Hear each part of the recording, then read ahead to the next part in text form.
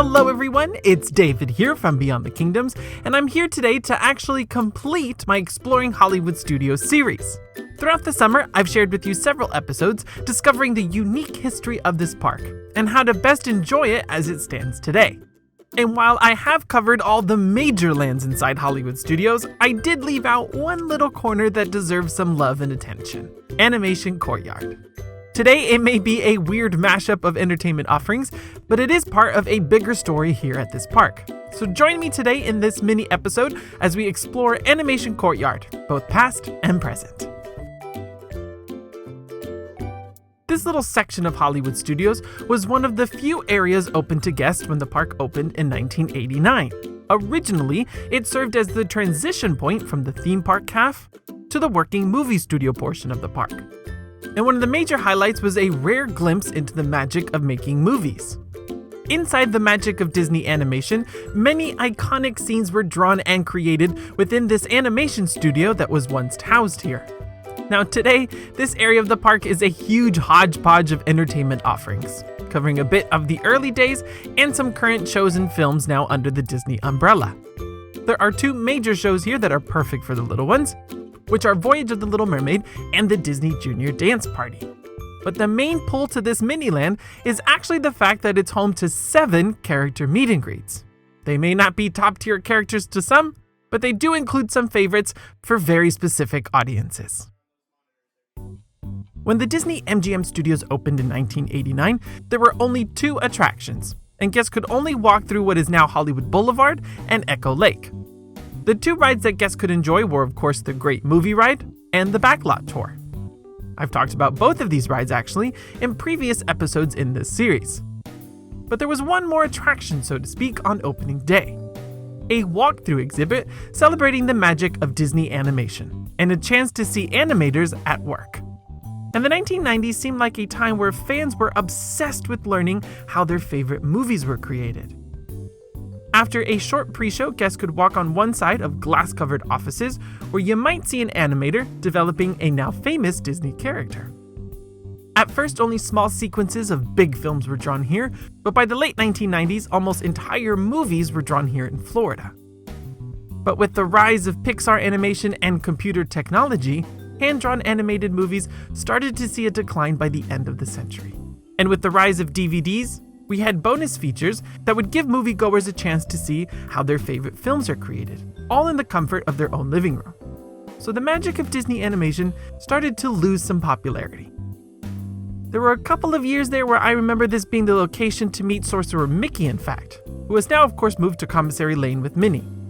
And sadly, the magic of Disney animation would close forever in 2015 to make way for some Star Wars. But before I get into all that, another show debuted in this area. A show that was meant to be temporary, but has been running ever since its first performance in 1992. Voyage of the Little Mermaid is a small stage show retelling the story of Ariel and her undersea friends.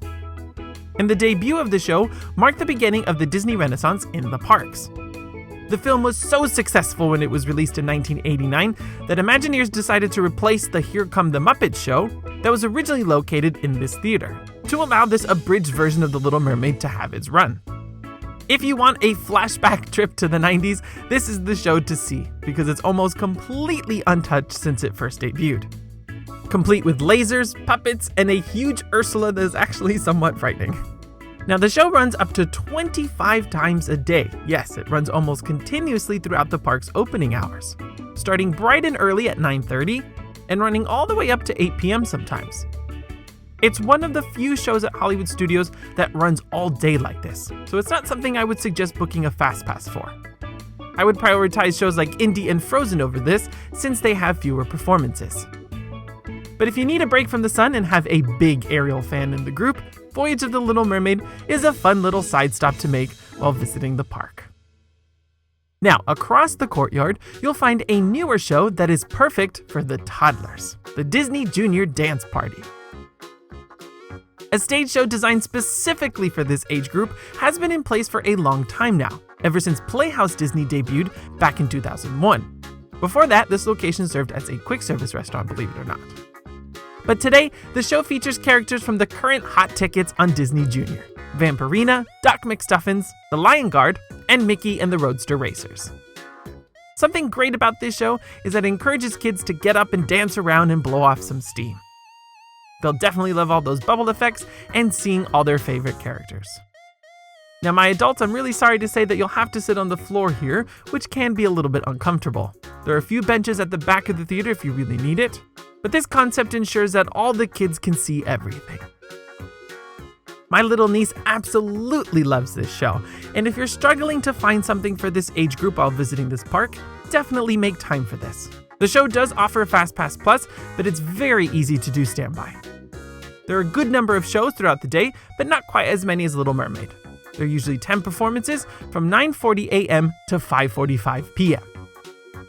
And if you're really trying to fill the time with the toddlers, you'll love meeting all those characters just outside the theater.